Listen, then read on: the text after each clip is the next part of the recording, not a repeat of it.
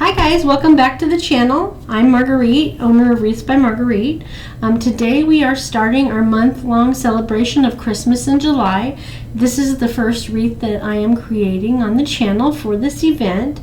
This wreath was made to put in my shop. This will not be a kit, but it will give you a pretty good idea on how to assemble a wreath like this by yourself.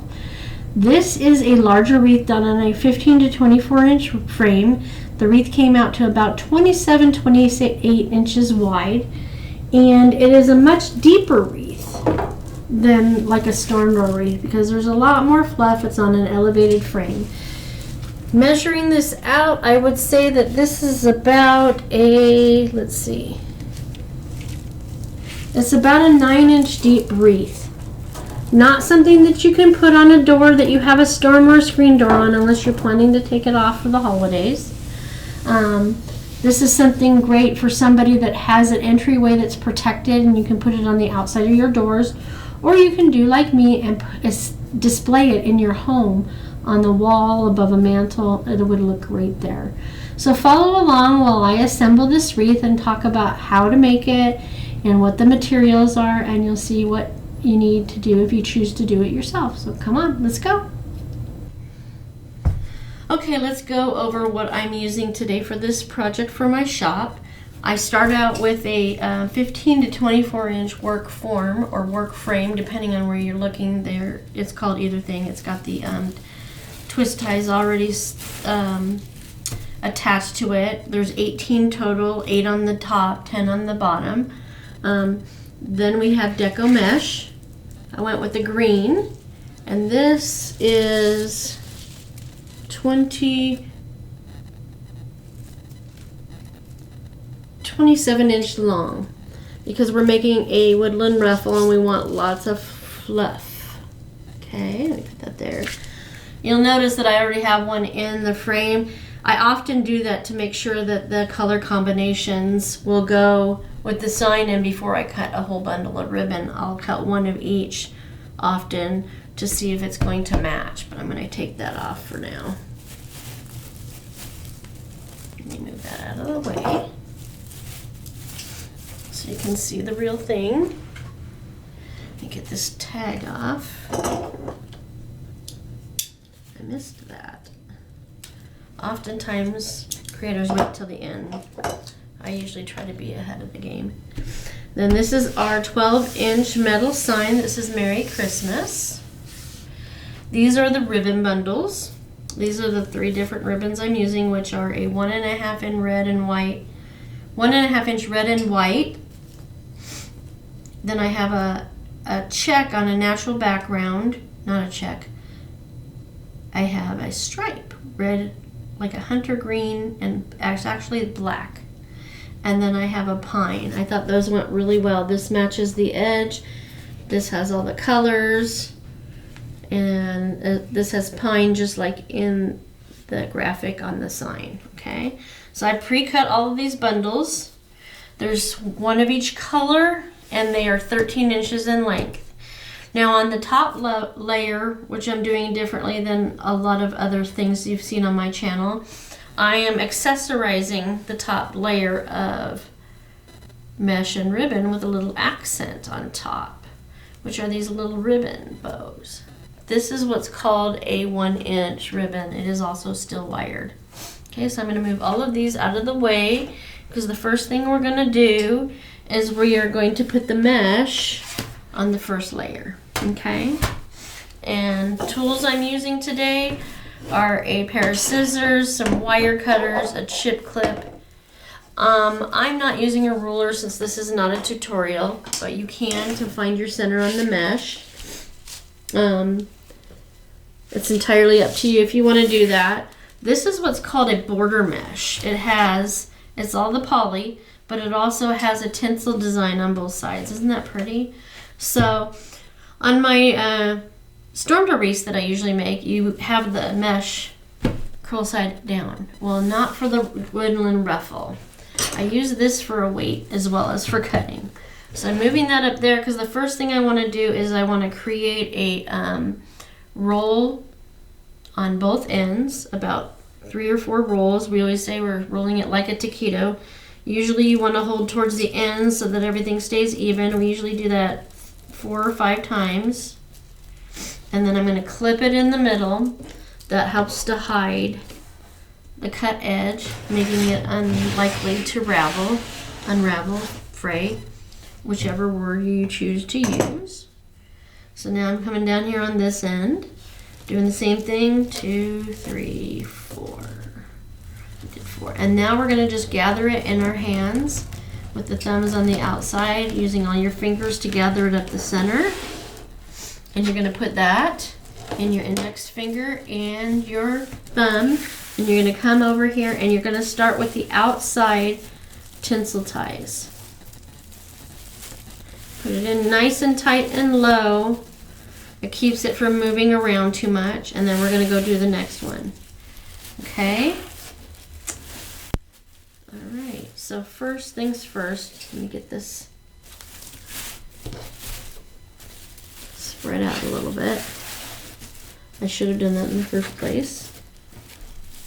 There's one there too. Okay.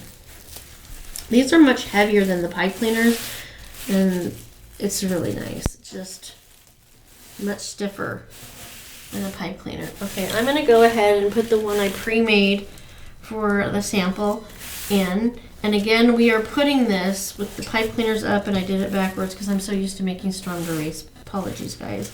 So we're putting the tinsel ties vertically in front of us so that we can put the mesh in horizontal, and then just a couple times, whatever you need to secure it. You don't want to do it too much because then you end up using it all before you get the ribbon and any other embellishments on it. Okay, so let me go back and do this the right way. I have to tell you, this has been a month since I recorded, so I'm a little out of practice. I try to bulk record so that I'm not doing it every week. All right, use this for my weight again. I have the mesh with the curl side up, and then I'm just going to roll this mesh 4 to 5 times to make it nice and tight of a roll. One of my mentors says, roll it like a taquito. There you go. Not much thicker than a taquito. 2, 3, 4, 5. And holding it at the ends usually keeps that from poking out like that, but if not, you just push it in or re-roll it. It's up to you. Again, with deco mesh, you want to handle it as little as you possibly can. And another piece of advice when you're dealing with deco mesh, wear short sleeves. You will be less likely to catch it on anything because this stuff is like Velcro. So we're putting it in there with the tinsel ties vertical and the mesh horizontal and going nice and tight. See, that's nice and tight at 1. Okay? 1, 2, no one's going to see the mechanics once we get done. So there's the next one. Ooh, that one's trying to run away. So this is an emerald green mesh, and it's 10 inches wide.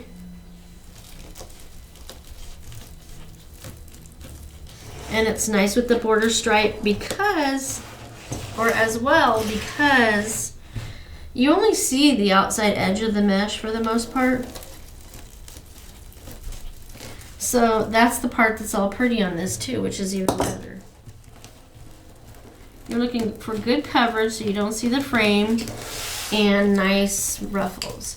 You can go down to as little as, I would say, a 24-inch ruffle and safely get the look you want. But the more you put, the more ruffle you're going to get as well. Okay. A lot of designs that are bigger, like this one and beyond, can go up to a 30-inch piece of mesh. If you're really making a big fluffy statement piece, I would recommend the 30 inches. If you go to my Etsy shop, you'll see one of those creations. It's or 2 of them. It's the big nutcracker wreath and the big gingerbread wreath. Those are big mama jammas. They are huge. They have all sorts of goodies in them too as well. They are what are called a showstopper. Excuse me. I get dry very easy, and it's July. Peanut allergies. Here we are. Okay. Next. I always try to make sure I have a minimum of 3 feet of working space so you can move your project out of the way while you're working with the mesh and pull it back. It's just less chance for it to catch on itself and everything else you have on the table. It's always a good practice. Like I said, this stuff is like Velcro. And you don't want to wear any good clothes because you're going to end up touching your clothes and ending up with a snag, and nobody likes that, okay? There's the next one. I am so ready for the fall and Christmas. I don't know about anybody else. I could skip summer once 4th of July is over. My husband and I were just talking about that the other day. We'd be happy with 2 falls and only a couple weeks in the summer, but that's just us. We like a little of every season. So, and we live in a community with a lot of farming. So the farmers want it to be dry and warm right now because they're getting ready for harvest.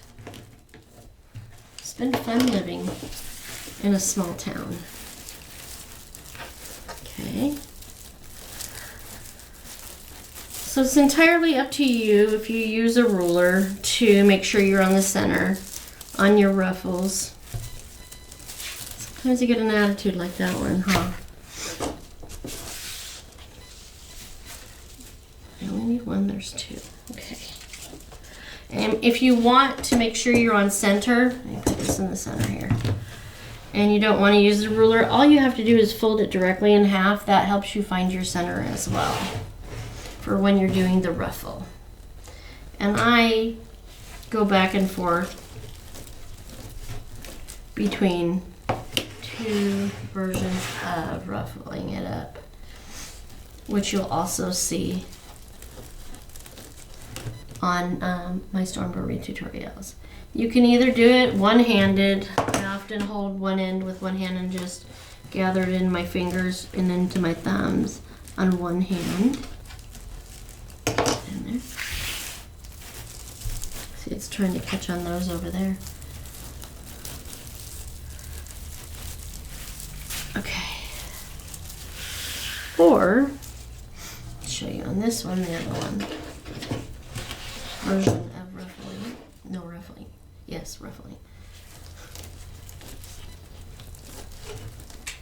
I figured it was time to make a bigger wreath because I've done so many Stormbrew wreaths and I've done some pixie wreaths. But this one is definitely a much bigger and deeper profile, like I said in the intro. So in this one, I'm just gathering with, get that up. I'm gathering with both hands like I do on the Stormbrew wreaths as well. Bringing all my fingers up the mesh to the clip at the top and gathering it into my thumbs.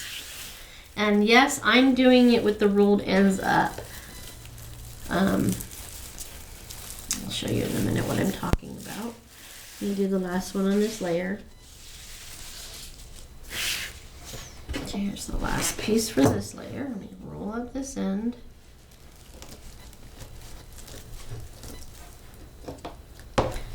Twist it around.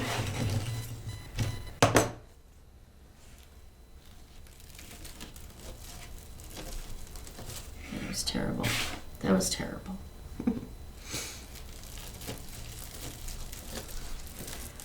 So I'm going to do the same thing. I'm going to gather up the center with all my fingers, heading toward that clip at the top. Remove the clip.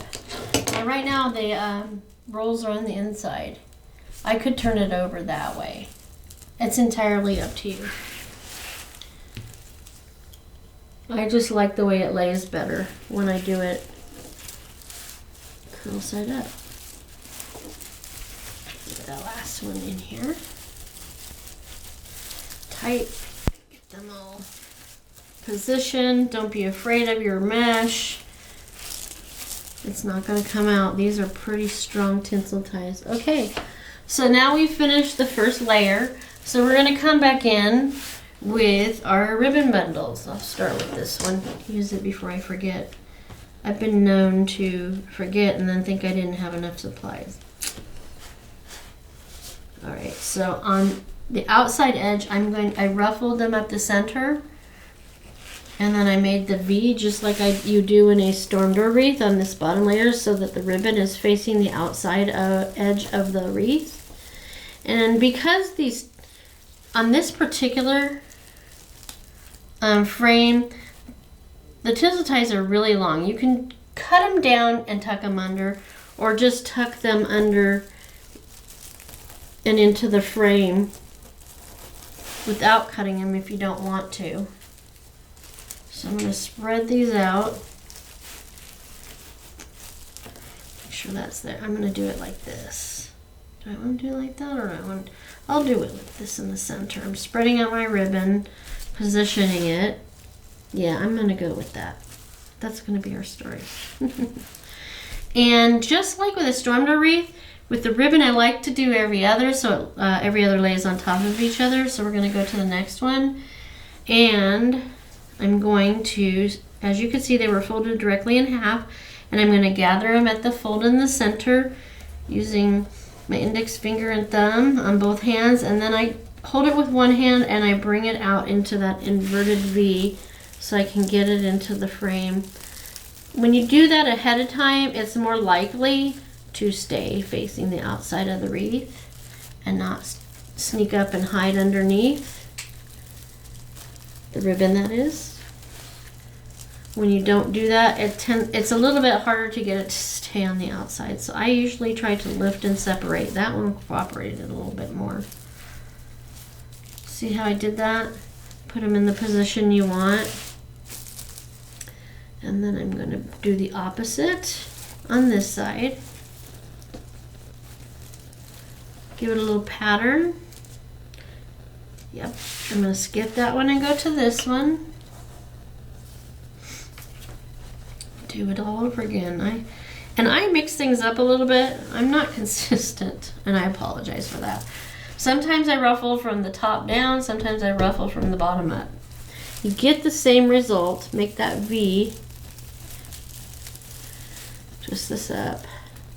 Now on the bottom layer, I'm not going to cut the excess off, but I might on the top layer. We'll see how it looks and how much it sticks out.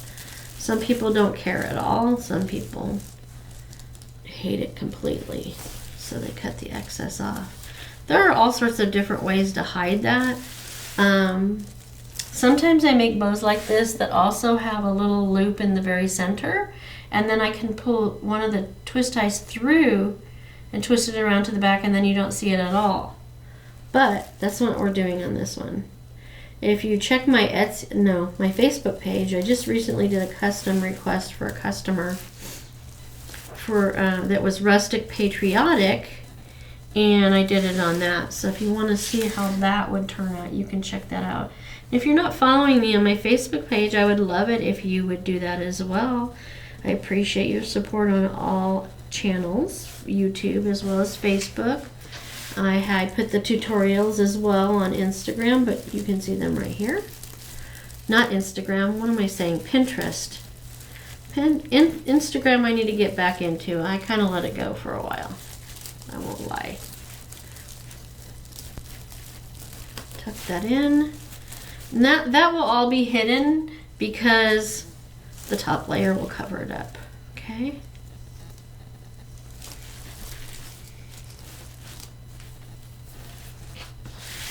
But yeah, I was talking about ready for summer to be over earlier. What's your favorite season? Let me know down in the comments. Mine and my husband, absolutely, hands down, fall. Just love all the colors, the cool days, but not freezing cold yet. Because where we are in Nebraska during the winter, it's often possible to see a negative degree up to a couple digits, like 10 and 14 and 30. But hey, just like with the heat, you stay inside. Stay safely inside. I'm happy that we moved somewhere that has the 4 seasons. It was definitely time for a change. We moved here to Nebraska, a little over 5 years ago now. Loving the small town living. but still being close enough to major cities that everything's still close enough for us to go within a couple hours. Okay, so I finished the first grouping on the bottom. Now I'm going to go back and put the ribbon tails in between the bundles. And it's 3 pieces. You can do anywhere from a couple pieces of ribbon, 2 to 3 pieces per bundle. It's up to you. Sometimes I use a 4-inch ribbon and just use the 4-inch ribbon on the bottom layer here. You can do that too, or who knows, you can mix and match all sorts of things. There are no real rules. There's some basic guidelines, but the rest is up to you. When I'm putting together a new design, my first action is determining a sign, and that sign determines the color palette you're going to use in your wreath. At least for me, I found that works for me always, and that's pretty much how my mentors are. And it doesn't matter if you have multiple patterns, you're just looking to find the right colors. You can put some solid colored ribbons in your bundles. I often do. I got a thing about solid ribbon breaking up the prints, but not in this one. This one ended up being 3 printed ribbons. And in the case of this particular wreath, I used all linen ribbon. I love it. And you always got to use wired ribbon. You will not get the desired effect if you try to use a ribbon that doesn't have wire. It's too floppy. You have no control. Okay? So, there's that. We're ruffling, gathering, whichever you want to call it. Then twist the tinsel ties. I generally don't tuck the tinsel ties till after I've positioned the ribbon, but that's not hard and die. You do what's most comfortable for you, but I always recommend do what's going to create the least amount of handling of the product. Even with the ribbon, you want to handle it as little as possible when you can. And just like with deco mesh, you never want to grab deco mesh or even ribbon, like I said, by the edge that's been cut, because it can fray still. Okay? All right, where are we? Still got a few more. Oh, I got 2 more? Yep. And then we'll go back and put the mesh in on the top layer. Get that gathered. Put that in.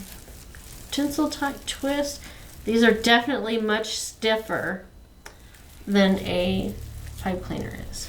Okay, position these the way I want to. Pine up top, stripes down in the bottom. This side pine is on the bottom and the stripes are on the top. Got those all separated. Tuck that in. And with this being an elevated frame, you can tuck it in and there not be an issue with it poking out the back of the frame and scratching their door. But that's another consideration when you're determining if you just want to cut the tinsel ties versus just tucking them in. You want to make sure the back still looks halfway decent, even though that's where most of the mechanics are visible. And if you'll notice, you were probably in the beginning going, she's using a beige wreath frame? I am. Ordinarily, I would have it the color of the top ribbon in the bundles, but since I'm doing these little accents on the top, that's beige, and that's why I did that, so that it would blend in better, less visible. Okay? All right. So has anybody decided this year they were going to change their theme for Christmas? I am still not ready. I have the red and black buffalo plaid, which I love. And that would probably be a pretty expensive endeavor since my entire house looks like a lodge at Christmas. We already have the buffalo plaid in our master bedroom, so it just ties in really well, everybody. When I say I decorate, ask anybody. I decorate. All right, so let's get these tinsel ties ready on the top layer. That was that. On the bottom, we're finished completely there. We are not putting the bows on the bottom. I decided against it because nobody's going to really see it because it's going to be extremely far up into the base and covered up. You can do it, absolutely. People do. It still needs to look good from the side, but I think it looks plenty pretty without that. Okay, so it's back to the mesh. Scoot this over. So in the end, this wreath is going to be, let's see. This wreath is going to end up being about 29 inches width.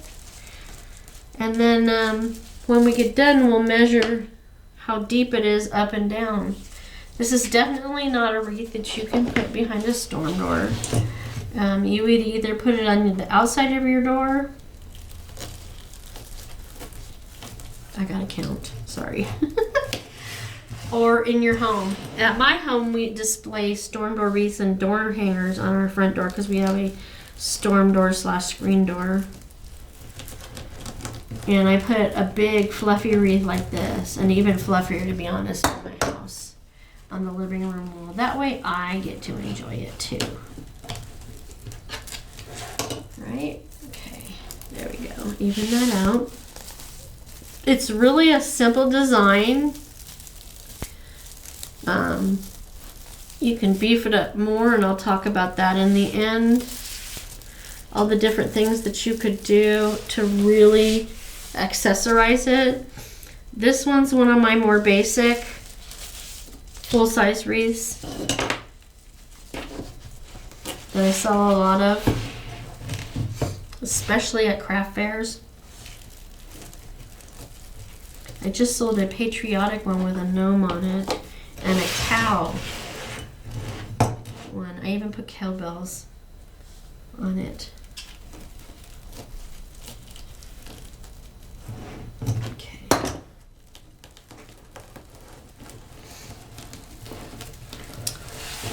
So let's see. What have I? So I've talked about the frame.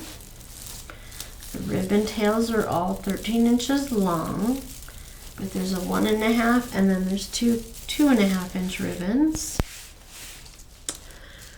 This is 10-inch deco mesh, border stripe, emerald green, cut at, what did I say, 27, 28 inches. You can safely go up to 30 inches to give it an even fluffier, thicker look. Or down to a 24 inch. And it's not quite as thick.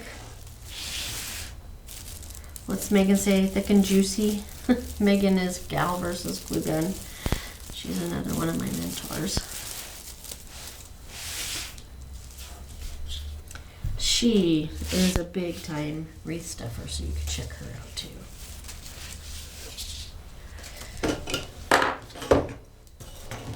There's lots of us out there. There's something for everyone. And don't ever think that you can't get into the business because there's too many wreath makers. Nope. You have to think about how many doors there are on how many homes in this country. I can't remember the number my business coach said last time I heard him say it. But we haven't even put a dent in the doors in the country. And I know another one of my mentors was just in Europe. And she said, for the European folks, she didn't see any wreaths anywhere. At least not when she first got there. So there's real opportunity out there. What's better than to enjoy your job, making fun and pretty stuff, right? And then for those that don't feel that they want to take the time or have the ability to do this, even though it's super easy if you break down the steps, excuse me, that's where we come in. Don't forget I have the Etsy shop. Anything affiliated with my business is Wreath by Marguerite. Here on YouTube is Wreath by Marguerite LLC. Facebook it's Wreath by Marguerite. Etsy shop it's Wreath by Marguerite. Same thing with Pinterest and Instagram. I just got to start getting things going on there again. I'm a slacker. So yeah, now is the time to really think about what you want to do for the holidays as far as themes, and go through what you have and see what you need to augment it with, or if you decided it's time for a change. This is the time, because with all of us makers out here, we are hitting the warehouses and the websites and those other small business owners like crazy right now, because if we don't have our purchasing done by the end of July, or even the beginning of July to be honest, for Christmas, the pickings get slim. Yes, you can still buy stuff at Hobby Lobby, Michael's, and Joann's and the sort. There's nothing wrong with that. But there's a gazillion choices outside of those. I feel like I've left one. Did I miss one? Yes, right there. Like, I've got 2 left. Usually I end up with 1 left. Alright. Let's get that in there. And I put the sign in before I put the ribbon. I do that because I like the ribbon to overlap the sign a little bit. It's up to you. You can put the ribbon in next on the top layer, or the sign first. And the other reason I'm doing it is because I'm adding the embellishment of the little bows. So I don't want those to look buried. I want them to be right at the top.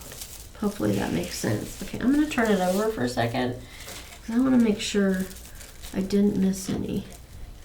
But see how clean it looks on the back now? Not a, oh, there's one more. I had a feeling. There you are.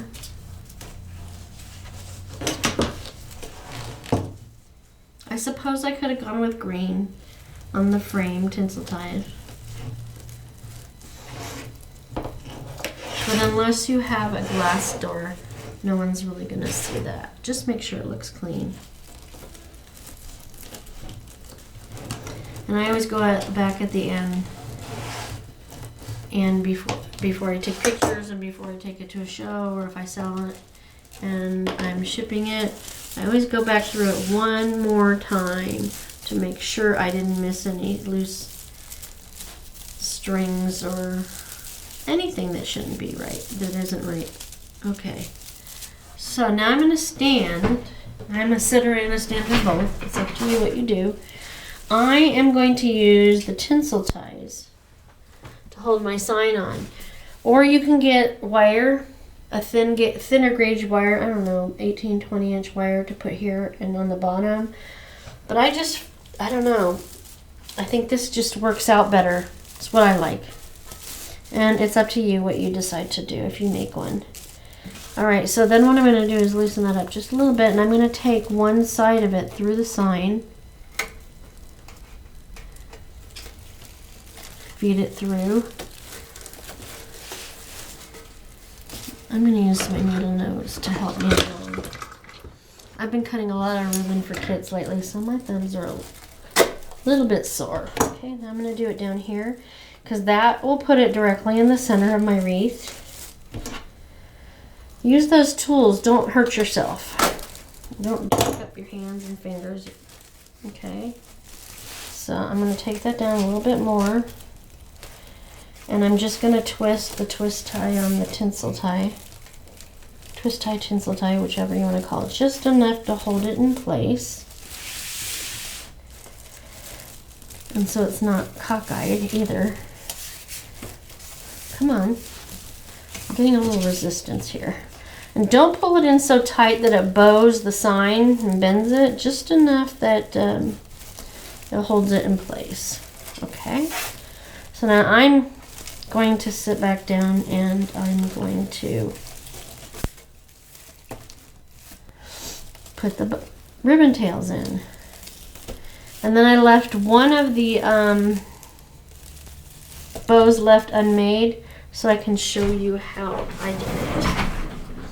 Everyone has a different technique, and I'm going to share mine with you. Okay? All right, so let's get this in there. Again, I'm going to do the same thing in that I'm going to put the ribbon bundles in every other. This time we're not going to make the inverted V, so I'm taking all three where the fold was, and I am gathering it up.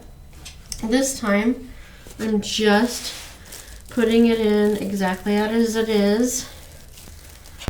Twist it once because I don't want to do it too much because I'm putting that bow in, okay? And I'm going to spread these out, and unlike the bottom layer, I'm going to separate them in a different fashion. So every other is going to have the pine facing the sign, next to the sign I should say, and the stripe towards the outside of the wreath. And remember, move that wreath around, make it do the work. Don't try to contort yourself. And then I'm going to do a little curly on it, give it a little bit more dimension that way. But you can see how much thicker this is getting, okay? All right, so I'm gonna skip that one, do the exact same formation. So I'm gathering it up where it was folded, pinch it, pop those bubbles out, come over here to the next one after that. We're skipping, remember? Just enough to hold it in place. Separate these out. I'm going to do the same formation as I did on the last one. And the ones in between will have the stripes up here. See what I'm doing there?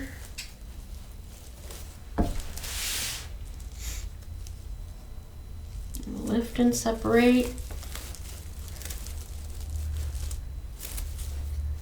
Okay. You can do the V formation like we did, the inverted V formation like we did on the bottom. That is entirely up to you. Like I said, you have so many options. Gather that up. Put that in there. Tight and low. Just enough to hold it in the twist tie. That one got a little bit funky. Let me just work it out. Okay. So up, out, center it. Ribbon's so finicky sometimes. Okay, let's go to this one. So we're going to lift up and separate. Position that and that. These little things out, and that one there. Okay. So we'll skip that one. Now we go to this one. And then after this one, we go back in between with the rest of the bundles. Okay. This one here.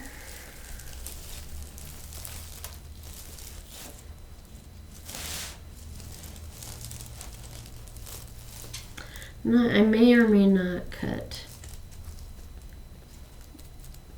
the tinsel ties on this layer. I still haven't quite decided, but I'm not there yet, so that's okay.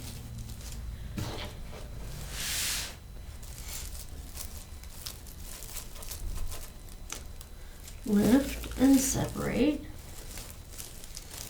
See, I'm not exactly gentle with it. It's okay, it ain't going anywhere. As long as you don't grab it by the ends, you are good. Okay, so now we're going to come back and do these. Gather it up. Okay, so these are going to sit on top of the ribbon bundles on each side of it. Okay. You know what? I need to loosen this up again. This is really short, so I'm going to just go all the way to the sign. And then,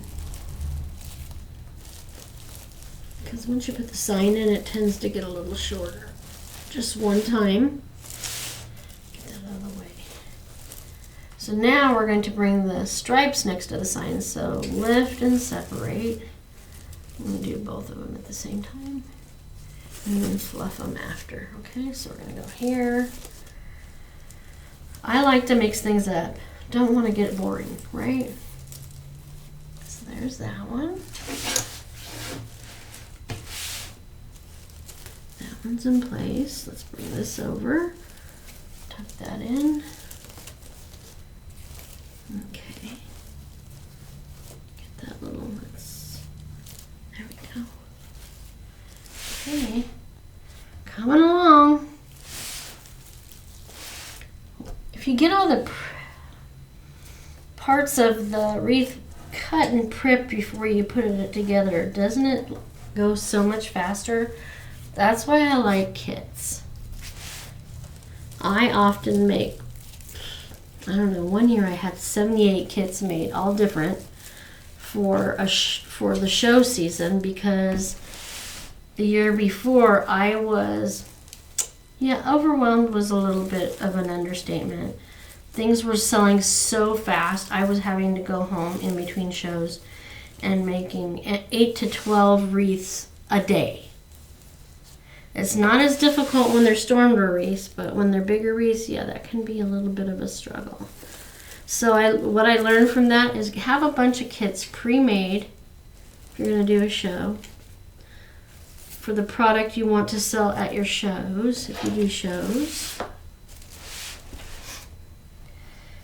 And it sure goes quicker. I even cut the dovetails on the ribbon when I do that.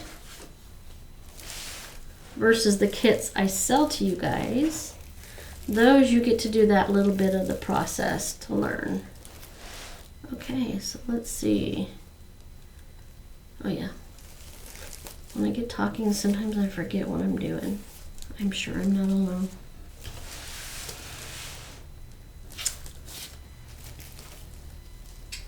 So we're lifting it, positioning them, curling them with our fingers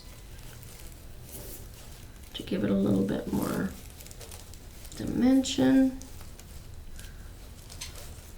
I will stand up at the end to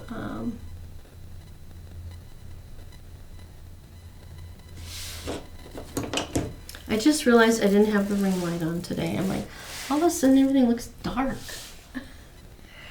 Must be cloud cover outside. Okay. Oh, see? Interesting. You just never know. Technology, ain't it great? Okay, so this is the last ribbon bundle. Let's put that in there. Position your ribbon. This has got a much more rustic look to it than a lot of the wreaths I make. There's a lot of demand for that. Also this year, apparently, anything retro has really come back. For Christmas and the fall and Halloween. Okay. So now that those are all in, I'm going to put all of these in, but I'm going to make the last one because it's 8 twist ties on the top and I only made 7, right? 1, 2, 3, 4, 5, 6, 7. So I'm going to show you how I did it. I have the ribbon pre-cut, and it is, for this size, it is 18 inches in length. Okay, and I've folded it down the middle with the pretty side on the inside, the finished side, and the unfinished side on the outside to give me a nice crease here. And then I'm just using this, so let's see, how many inches was this?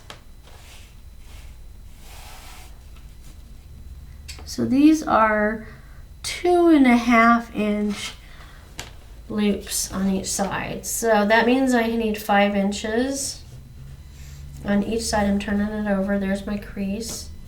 And I'm just going to be a little bit lazy right now. And I'm going to use a pre-made bow to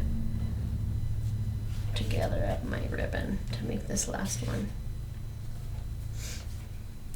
Get out of the way. There are bow makers. Something this small, I don't generally use a bow maker. Okay. And then on this particular style, I use a really thin zip tie. And I don't tighten it up all the way. That way if I need to reposition the loops or the tails at all, I have room to move. Bring it up. Like, I know that's not centered right now. Okay, I'm just gonna bring the loops up here. And I wanna get a good idea. I'm gonna go that way just a little bit more. And I'm gonna tighten it up. Let's see, how are we? Looks about right. Okay.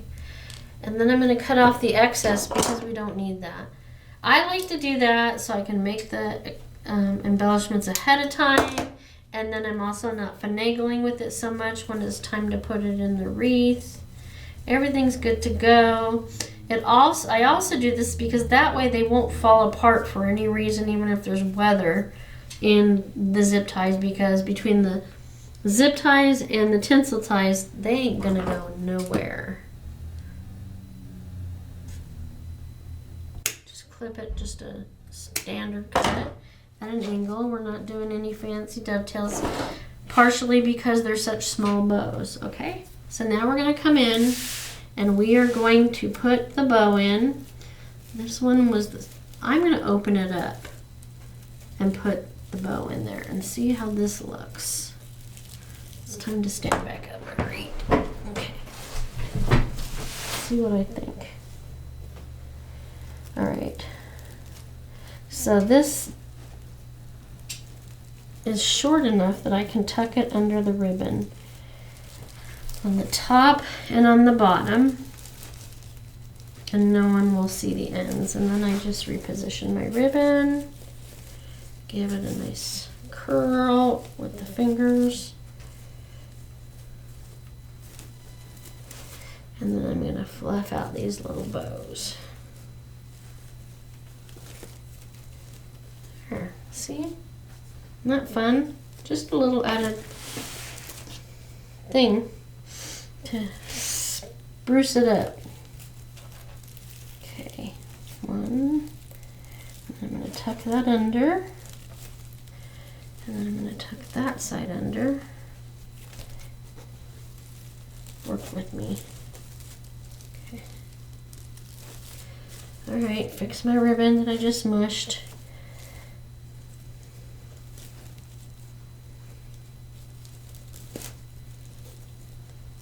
This has just an old-fashioned feel to me. I don't know. Could be just me. All right. Just twist that a couple times and then hide the ends underneath the ribbon.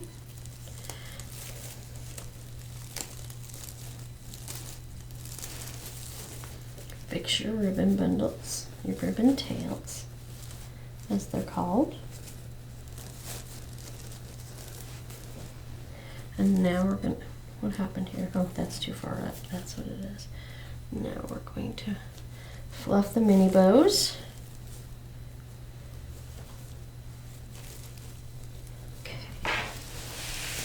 To the next one. That one looks a little bit bigger. I'm going to put that one on top.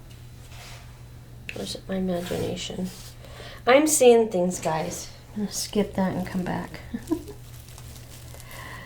Or maybe I'm not. Nope. I'm going to stay consistent. I could have also done them every other direction as well. But I'm sticking with my original plan. Keeping them all tails out. I'll take a look at it and then I'll decide. That's the nice thing. These things are easy to make adjustments to. I will say the tinsel tie built into the work frame, they are a little tougher on your hands.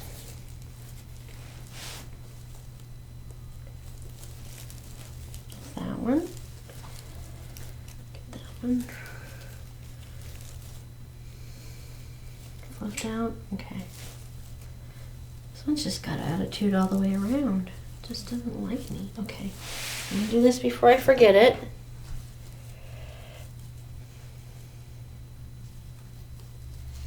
Okay.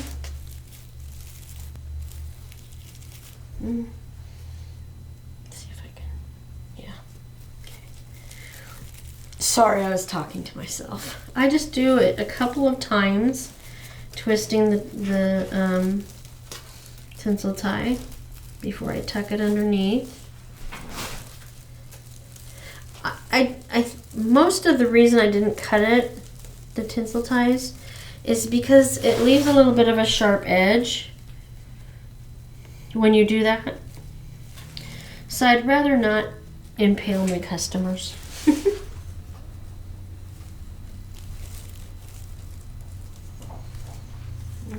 This needs to go down here, this down here, that in the center, that up there. Okay.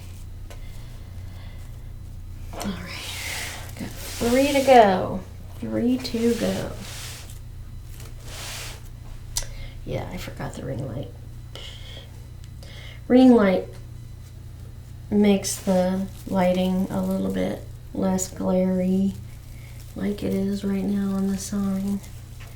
2 times. Tuck it under. Tuck it under. And make sure when you're tucking it under, you're tucking it far enough so that if somebody's looking at the wreath from the side, like this, if they're at the door and look from the side, they're not seeing those mechanics. All sorts of little things to remember.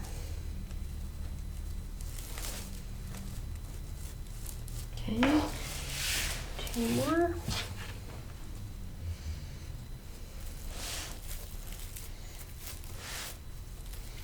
Remember on this, I did it with the tails out all the way around.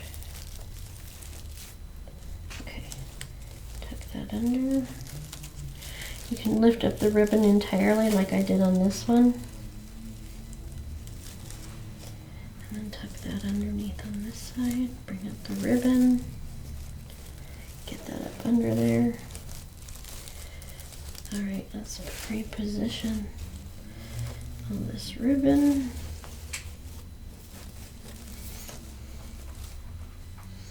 And separate the loops from the tails. Okay. Last but not least, but see, having the zip tie on this bow already, I don't have to be super careful when I'm putting it into the ribbon bundle. If you try to make it, hold it in your hand, open it up, move the ribbon, sometimes that can be daunting. I'll go the other way. Let me go this way first. And this one on that side. Fix that ribbon. This goes on top of this bundle.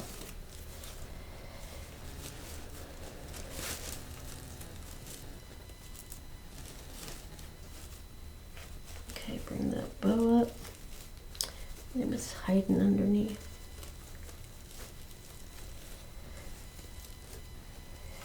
All right then, let me get this. There we go. Okay, and there you go. There you have it. Now you know how to make this wreath as easily as I did. It's just important, I find, to prepare all your materials before you get started, because then you can focus on the assembly of the wreath. It really does, I think, make it easier for you when you do in that way. Like I said, it's about a 9-inch, closer to 10-inch deep wreath on a elevated wreath form, which I showed you during the process. Great gift, great for you, great for over the mantle, on the front door if you can protect it, if it's protected by an entryway that's covered. So that's a great way to use this particular design. And the fact that I added the cute little bow accents at the end gives you an idea of something else to kick up your wreath a notch, or if you're just purchasing it, it's just that extra little element that makes it cutesy. I find that this has a real retro feel to it. I don't know about you guys. The colors, just the whole feel reminds me of a time a long time ago, as well as a little bit more rustic look. So I thank you for spending time with me today at the beginning of our Christmas in July tutorials. Like I say every time, I appreciate you spending time with me. I know you can spend your time anywhere, and you're choosing it to spend some of it with me. It's very much appreciated. If you like what you see, feel free to subscribe. There's no fee for that. And follow me to see all the tutorials, and go back and look at all the other ones that might be of interest to you. I do sell kits for a storm door style wreath. Stay tuned for a couple of those this month. Again, I'm on Facebook. I have an Etsy shop, which will all be down in the comments and description. I'm on Instagram and Pinterest, and then here on YouTube. Again, I thank you for your time, and enjoy the rest of your day. Bye-bye.